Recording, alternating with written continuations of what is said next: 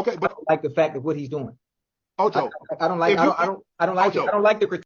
Ooh, y'all go back and watch that video because I feel like Keith Lee very much politely and accurately and tactfully ate Chad Ocho Cinco up.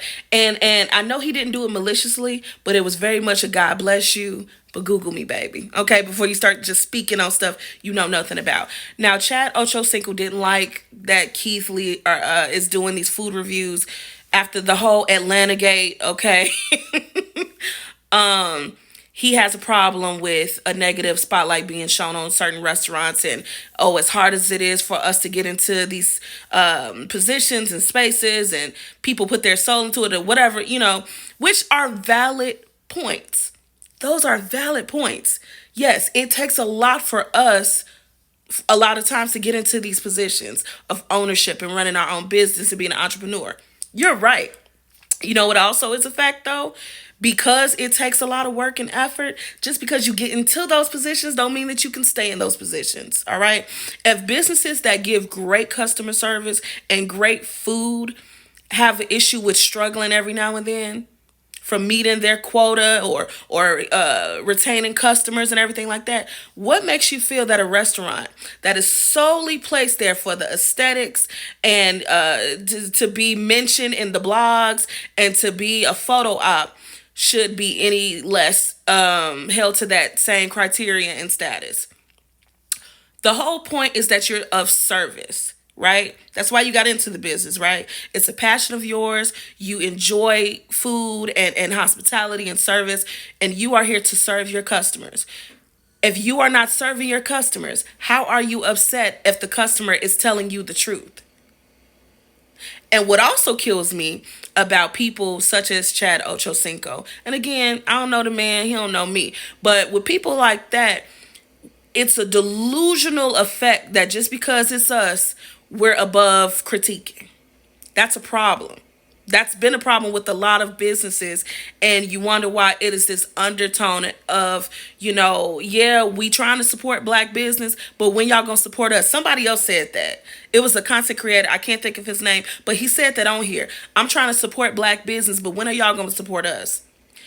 Why are you treating us like you're doing us a favor by fixing us the same jerk egg rolls, lamb chops over some grits, some type of concoction of chicken alfredo, rasta pasta, and putting a grass wall and some neon lights and some rum punch somewhere and a DJ on the weekends? Okay, a French toast or two on a Sunday brunch. Like, you're not doing us a favor. It's not. You act like it's a privilege just to be in this building, wherever you're serving us food. If the customer service it sucks, the food sucks, but you want a 5-star review, what type of dream or delusion are you in? This is grander. Like, that's not realistic.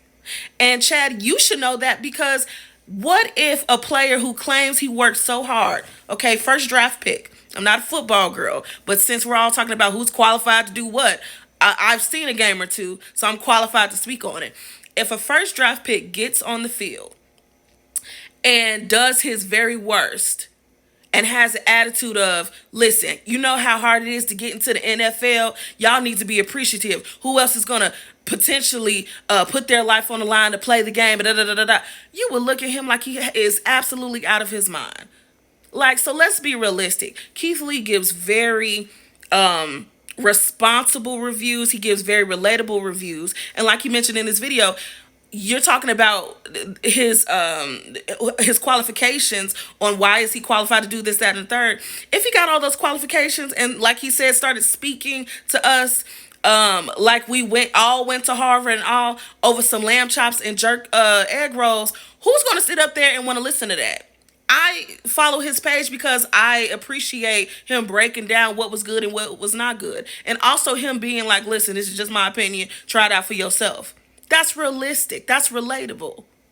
And just because you're a black owned business doesn't mean you should be shielded from the truth, right? Respectfully.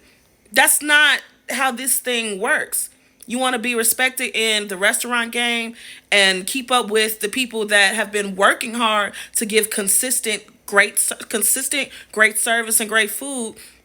yeah, you may have to change up a few things. Same thing goes with hairstylists. You got people here on this app talking about how difficult it is to not only have a consistent hairstylist that's going to do the style that you ask for, not charge you an arm and a leg, and have respect for your time, and give you, a customer service feel. I saw something the other day, child, on I think that, I can't think of this creator's name. It was the same creator who said, um basically he's trying to support black owned business, but when are they going to support us? Basically his stylist gave him the runaround, wasted a whole bunch of time for no reason. Like, because you know how to skillfully do hair, you feel the need to waste people's time or to send a hey boo text 20 minutes before the appointment. That's not professional. And if someone calls you out on it, you be the first one screaming about how black people don't support black people.